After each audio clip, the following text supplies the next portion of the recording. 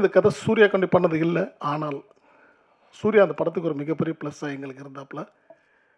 அவனோட dedication and hard work வந்து கண்ணால் கூட இருந்து 1.5 வருஷம் பிஃபோர் ஷூட் நான் அவனை ட்ரெயின் பண்ணி பார்த்துருக்கேன். அவனோட ஹார்ட் ஒர்க் இஸ் ரிமார்க்கபிள். அது என்னால் அடித்து சொல்ல முடியும். ஒரு ஃபைட்டராக, ஒரு ஃபைட் மாஸ்டராக இந்தளவுக்கு ஒரு கடினமான உழைப்பு பண்ணது இந்த வயசில் ஒரு சின்ன பையனாக பண்ணாப்புல. எஸ், இந்த ஆப்பர்ச்சுனிட்டி யார் கிடச்சாலும் பண்ணியிருப்பாங்க, அதில் மாற்று கருத்தே இல்லை. ஆனாலும் நான் சூஸ் பண்ணி ஒரு விஷயத்துக்கு உள்ளே வந்ததுனால அப்போனா ஹார்ட் ஒர்க் வந்து கொஞ்சம் நஞ்சம் இல்லை. அண்ட் அதுக்குண்டான ரிசல்ட்டை இன்றைக்கி எல்லாருமே படத்தில் பார்க்குறோம்.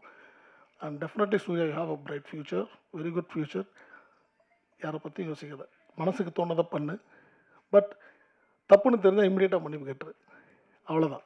ஓகே, எல்லோரும் கற்றுக் கொடுக்க எல்லாருமே இருக்காங்க. எனக்கு நானும் நிறைய தப்பு பண்ணியிருக்கலாம், எனக்கு தெரியாது. என் வயசில் எனக்கு யாரும் சொல்லி யாரும் இல்லை. பட் உனக்கு சொல்கிற யார் சொன்னாலும், even though it can be a troll, அதை வந்து அவங்கள வந்து ஒரு பிரதராக பாரு, இல்லை ஃபாதர் ஃபிகராக பாரு, இல்லை அம்மாவை பாரு, அவங்கள்ட்ட இமீடியட்டாக சாரி சொல்லு, ஒரு பிரச்சனையும் கிடையாது. And is a very good learner. கண்டிப்பாக இவனும் வருவான், எல்லாத்தையும் கடந்து முன்னுக்கு வருவான். இவனுக்கு உங்கள் எல்லாரோட ஆதரவும் சப்போர்ட்டும் ஃப்யூச்சரில் கண்டிப்பாக தேவை. Please support him.